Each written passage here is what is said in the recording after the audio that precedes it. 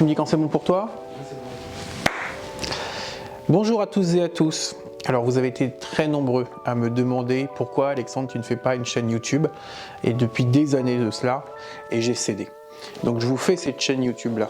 Pour ceux qui ne me connaissent pas, je me présente, je suis Alexandre Léger, je suis expert CEA en bijoux et montres de collection, et à travers cette chaîne qui s'appelle Dans la loupe de l'expert, qui est un format que j'ai fait sur Instagram pour vous montrer les coulisses de l'expertise en bijoux et en montres, eh bien je vais essayer de vous faire découvrir cet univers passionnant qu'est l'expertise en bijoux et montres de collection, à travers les ventes aux enchères notamment, mais on va également parler de patrimoine joaillier, de patrimoine horloger, peut-être avec des intervenants d'autres métiers, d'autres spécialités, afin de vous faire découvrir au plus grand nombre que ce n'est pas un métier réservé aux gens très âgés qui portent des vestes en tweed et qui ont beaucoup d'argent. Ça peut être pour vous, pour tout le monde. Pour les gens qui portent des sneakers et des t-shirts, c'est un peu le spectre que je veux donner à cette chaîne. Et c'est de vous faire découvrir, certes, les grandes histoires que tout le monde connaît, mais également les petites histoires inconnues, remettre au devant de la scène toutes les petites mains qui sont dans l'ombre, et vous faire découvrir cet univers passionnant qu'est l'horlogerie et la joaillerie. Alors, pour reprendre un petit peu, pour ceux qui ne me connaissent pas, et qui souvent, vous êtes plein de jeunes ou moins jeunes qui me posent des questions sur mon parcours. J'ai un parcours, on va dire, certes, qui est classique pour travailler dans ce métier, dans ce marché de l'art, comme on dit, mais c'est un parcours aussi atypique et qu'il ne faut pas prendre comme un exemple. J'ai fait des études de droit, j'ai fait des études de sciences politiques, j'ai fait des études de gémologie et j'ai fait des études d'histoire de l'art avec une spécialisation en architecture et en design et en XXe siècle. Avec tout ce bagage, ce qui est commun pour travailler dans le marché de l'art, que ce soit en galerie, en maison de vente, etc., eh bien, je me suis forgé un œil et une rigueur intellectuelle pour pouvoir analyser des objets. Après d'avoir analysé les objets, il y a aussi le côté d'expertiser les objets. C'est-à-dire qu'analyser un objet, vous allez avoir des sentiments, vous allez avoir des émotions à travers un objet, mais vous savez qu'il est authentique, vous savez qu'il est bon.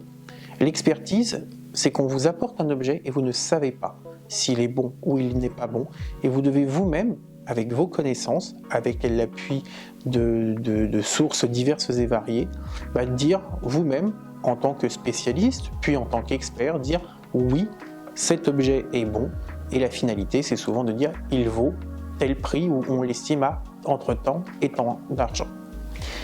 Mon métier, je le fais en tant qu'indépendant.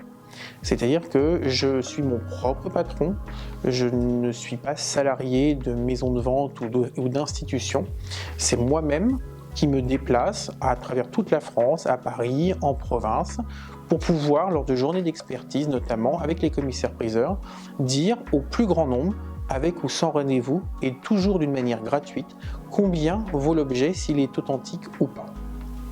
C'est un métier qui n'a pas de règles. Expert en vente publique ou expert en règle générale n'est pas reconnu par l'État français.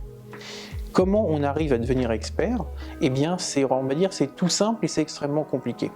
C'est tout simple, il y a 4 ou 5 chambres d'experts en France qui sont reconnues entre elles. Ce sont des associations de professionnels qui se sont regroupés afin de délivrer entre pairs, P-A-I-R-S, et on devrait dire entre mères, puisque la profession se féminise de plus en plus, et bien reconnaître qu'un confrère est compétent et qu'on lui accorde ce titre d'expert.